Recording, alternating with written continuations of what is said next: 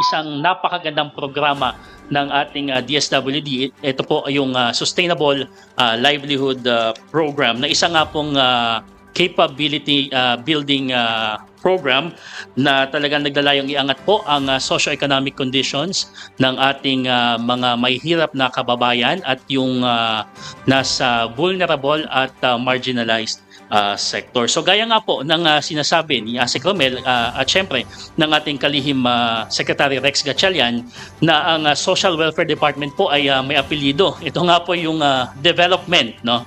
Development. So ang SLP po dito po pumapasok sa ating development kung saan po dito po sa SLP ay pwedeng maaring mag-avail ang ating mga kababayan ng seed capital fund o yung puhunan po sa kanilang negosyo o di kaya naman po employment assistance, no? At para po sa kaalaman ng lahat na bukod nga po dito sa regular implementation ng ating Sustainable Livelihood Program, ang SLP po ay tumugon din po sa iba't ibang mga naging pangyayari po sa ating bansa. Katulad nga po noong magkaroon ng Marawi Siege, noong pong Boracay closure, at noong COVID-19 pandemic ay may mga natulungan po tayong mga kababayan natin.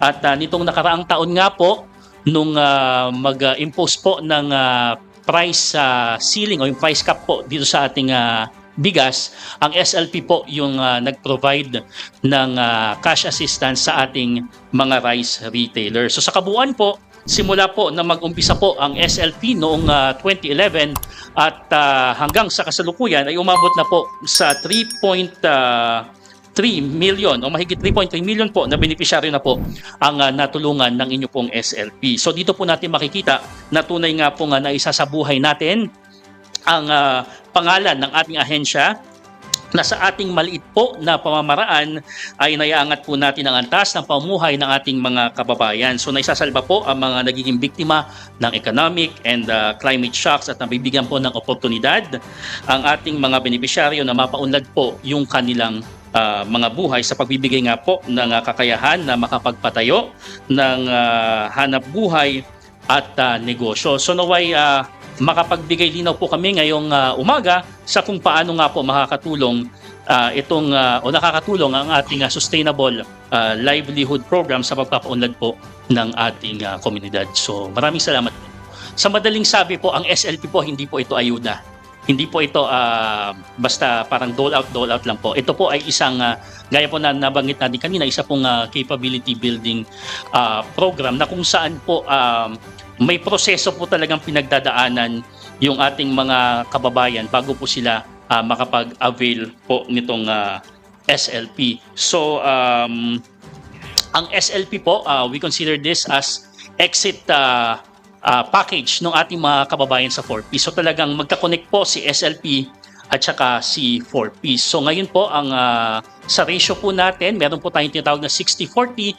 Ang 60% ay para po nakalaan po para sa mga 4Ps beneficiaries, and then may 40% po tayo para po doon sa mga listahanan at iba pang mahihirap nating mga kababayan. And ang SLP po kasi, isa po itong one-time grant po para sa mga kababayan natin, sa mga qualified beneficiaries. Meron naman po itong 5-year incubation period o yung tinatawag natin na 5-year sustainability plan na SIBOL. So programa talagang ito, 5 years natin siyang i-monitor. At ang kagandahan din po ng programa na ito, na incentivize na po ito. Unlike po before, nung meron po tayong 2-year incubation period lamang,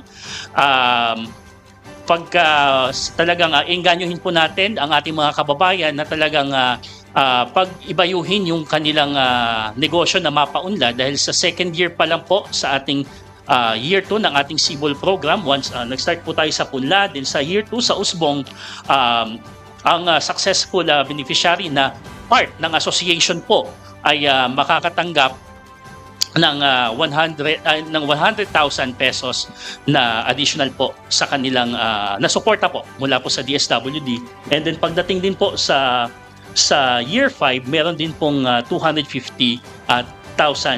Ito po. Pero linawin ko lang po, ang Sustainable Livelihood Program po ay may dalawang track. Either micro-enterprise at pwede rin pong employment facilitation. Since dalawa po yung track natin, ito po yung micro-enterprise development track at yung employment facilitation, siguro pag-usapan muna natin yung micro-enterprise development track. So ano po ba yung nandito sa ating MD track?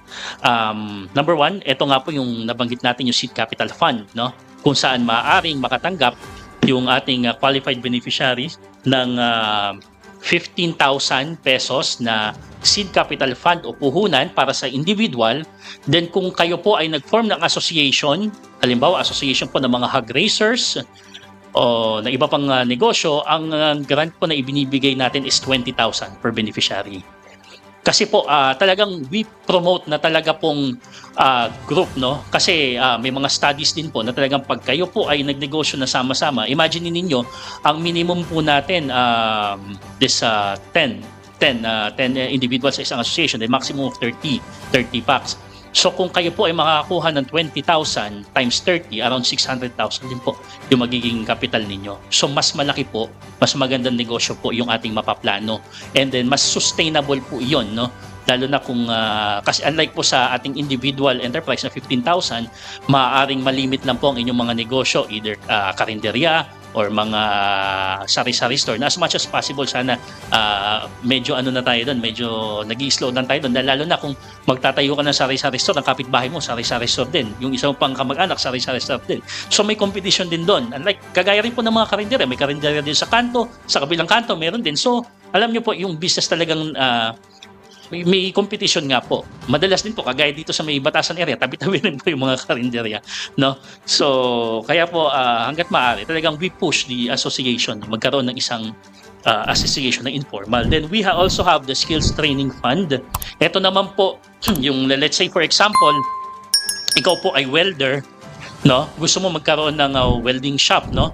O kaya yung mga nagkakapintero na yun po yung magiging kabuhayan nila, nagpo-provide po tayo ng assistance sa 15,000 para po makapag-enroll po sila, pwedeng sa TESDA or sa iba pang mga manpower agencies na mga training at makakuha ng mga certification, no? Para dagdag kaalaman. Then sa Cash for Building Livelihood Assets Fund, ito naman po yung may mga maaring may mga existing na negosyo na rin po, no? Na halimbawa, yung isang tindahan, wala naman siyang maayos na stall, no? Yung gusto niya malagyan ng kahit paano karatula tapos maayos na lagayan ng mga ano niya. So pwede rin siya dito mag-seek ng assistance, no, para mas mapaganda pa yung kanyang negosyo. And then doon naman po Director Aldrin sa Employment Facilitation Track. Ayan po, meron naman pong dalawa. Ito po yung Employment Assistance Fund. Kung saan nagpo-provide po tayo dito sa mga first-time job seekers, no, ng 5,000 pesos. Ito po pwede nilang gamitin sa paghahanda ng mga requirements nila sa mga papasukang kumpanya.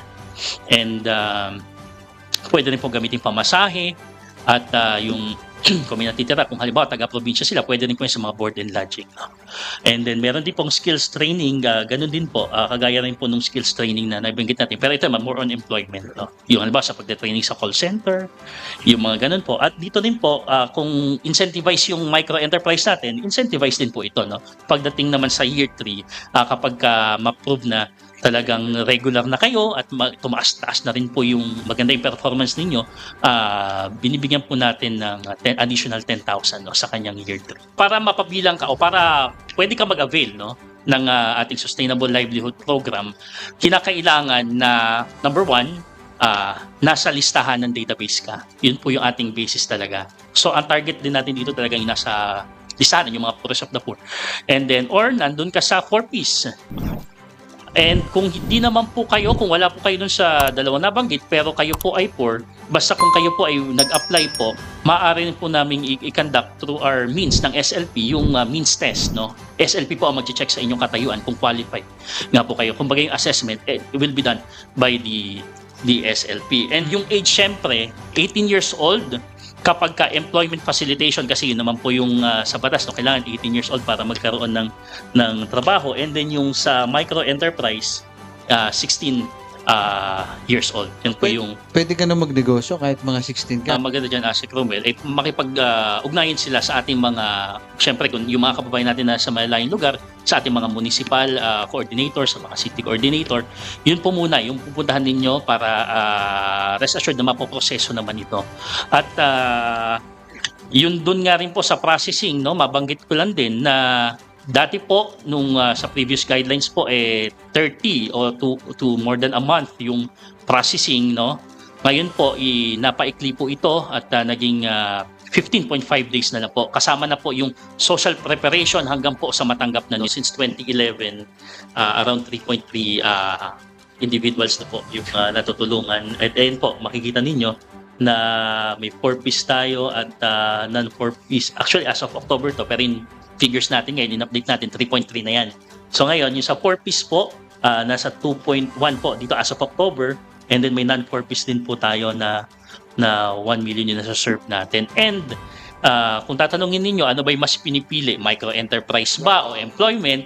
Dito po sa figures na meron din tayo, parang 80% ay mas pinipili yung micro-enterprise rather than employment facilitation. Ngayon, for 2024, no, ang budget po natin ay 7.6 billion. No? So, ang target natin dito is around 305,000 individuals o yung mga beneficiaries.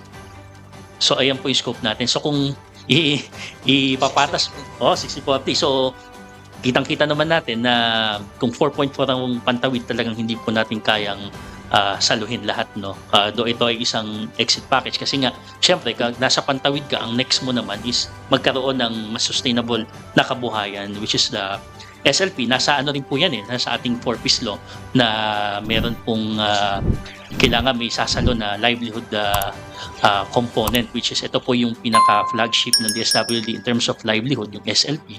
So ito po yung target natin for this year, 305,395 individuals. Of course, ang gusto talaga namin dito sa DSWD, sa SLP, no, na talagang maipromote, maipakilala ng gusto, yun na may ganito palang klaseng programa na hindi lamang po, hindi po ito ayuda, again, ito po ay isang one-time grant na para po sa mga kababayan natin na nagnanais talagang maangat po yung kanilang socio-economic condition, mga kababayang mahihirap sa vulnerable and marginalized sector. So siguro po yung mga hindi pa po nasuserve ng SLP, no, na mga members ng 4-piece ang listahanan, maaari po kayo makipag-ugnayan po sa barangay and sa ating mga municipal coordinator kung nais po natin mag-avail